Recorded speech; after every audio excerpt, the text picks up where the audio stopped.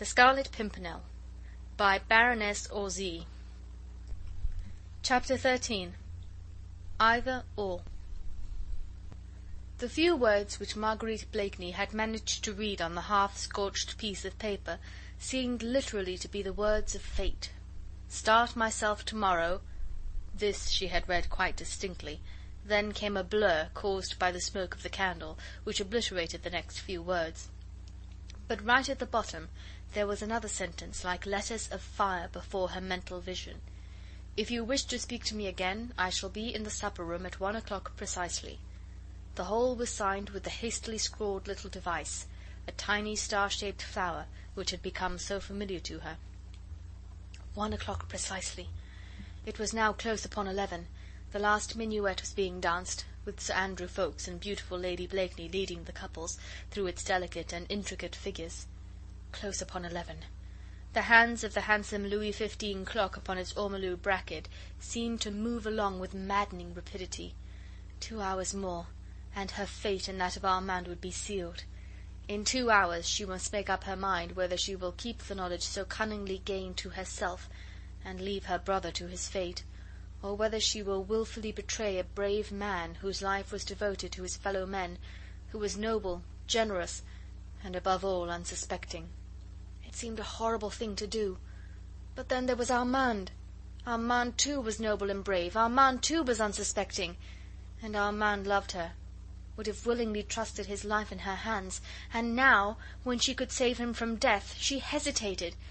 Oh, it was monstrous. Her brother's kind, gentle face, so full of love for her, seemed to be looking reproachfully at her.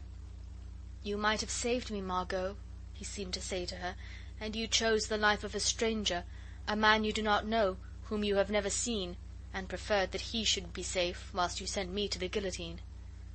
All these conflicting thoughts raged through Marguerite's brain, while, with a smile upon her lips, she glided through the graceful mazes of the minuet.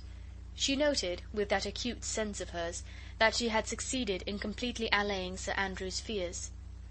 Her self-control had been absolutely perfect. She was a finer actress at this moment, and through the whole of this minuet, than she had ever been upon the boards of the Comédie Française. But then a beloved brother's life had not depended upon her histrionic powers. She was too clever to overdo her part, and made no further allusions to the supposed billets doux, which had caused Sir Andrew Ffoulkes such an agonizing 5 minutes. She watched his anxiety melting away under her sunny smile, and soon perceived that, whatever doubt may have crossed his mind at the moment, she had, by the time the last bars of the minuet had been played, succeeded in completely dispelling it. He never realized in what a fever of excitement she was, what effort it cost her to keep up a constant ripple of banal conversation. When the minuet was over, she asked Sir Andrew to take her into the next room.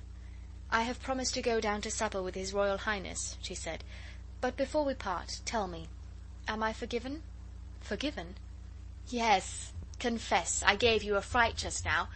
But remember, I am not an Englishwoman, and I do not look upon the exchanging of a billet doux as a crime, and I vow I'll not tell my little Suzanne. But now tell me, shall I welcome you at my water party on Wednesday?" "I am not sure, Lady Blakeney," he replied evasively. "I may have to leave London tomorrow." "I would not do that if I were you," she said earnestly.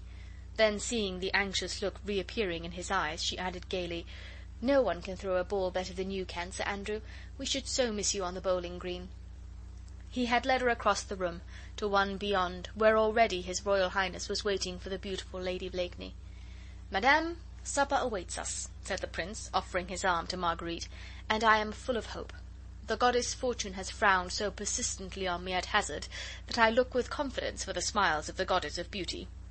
"Your Highness has been unfortunate at the card tables?" asked Marguerite, as she took the Prince's arm. "Aye, most unfortunate. Blakeney, not content with being the richest among my father's subjects, has also the most outrageous luck. By the way, where is that inimitable wit? I vow, madam, that this life would be but a dreary desert without your smiles and his sallies." End of chapter 13.